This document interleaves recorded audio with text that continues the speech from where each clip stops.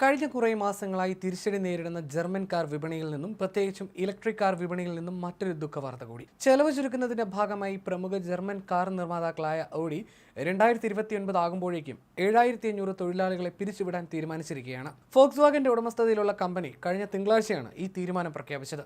ഇതുവഴി പ്രതിവർഷം €1 ബില്യൺ ലാഭിക്കാൻ കഴിയുമെന്നാണ് കമ്പനി പറയുന്നത്. സാമ്പത്തിക സ്ഥിതി കൂടുതൽ പരുങ്ങലിലാവുകയാണെന്നും വിപണിയിലെ മത്സരം കടുക്കുകയാണെന്നും ഇതിന് കാരണമായി ഓഡി പറയുന്നു. അതിനു പുറമെ വർദ്ധിച്ചു വരുന്ന രാഷ്ട്രീയ അസ്ഥിരതയും കമ്പനിക്ക് മേൽ സമ്മർദ്ദം വർദ്ധിപ്പിക്കുകയാണ്. ലോകമാകെ തന്നെ ഇലക്ട്രിക് കാറുകളുടെ ആവശ്യകത കുറഞ്ഞു വരികയാണ്. നവംബറിൽ തന്നെ ഫോർഡിന്റെ UK വിഭാഗം മേധാവി ബ്രിട്ടനിലെ കാർ വിപണി അനിശ്ചിതാവസ്ഥയിലാണെന്ന് മുന്നറിയിപ്പ് നൽകിയിരുന്നു. ആവശ്യക്കാർ കുറയുന്നതാണ് ഇതിന് കാരണം. പ്രീമിയം കാർ നിർമ്മാതാക്കളായ ഓഡി ഇപ്പോൾ വില കുറഞ്ഞ ഇലക്ട്രിക് കാർ വിപണിയിൽ ഇറക്കാനുള്ള തയ്യാറെടുപ്പിലാണ്. ഇവരുടെ ഇംഗോൾസ്റ്റാറ്റ് നഗരത്തിലെ പ്ലാന്റിൽ തന്നെയായിരിക്കും ഇതിന്റെ നിർമ്മാണം നടക്കുക.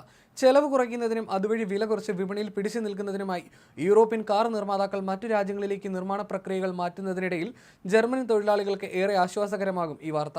അടുത്ത 4 വർഷക്കാലം ഇതിനായി €8 ബില്യൺ നിക്ഷേപമാണ് കമ്പനി നടത്തുന്നത്. ഓഡി ഉടമകളായ ഫോക്സ് വാഗൺ ഇതിനോടകം തന്നെ 35,000 പേരെ പിരിച്ചുവിടുന്ന കാര്യം പ്രഖ്യാപിച്ചു കഴിഞ്ഞു.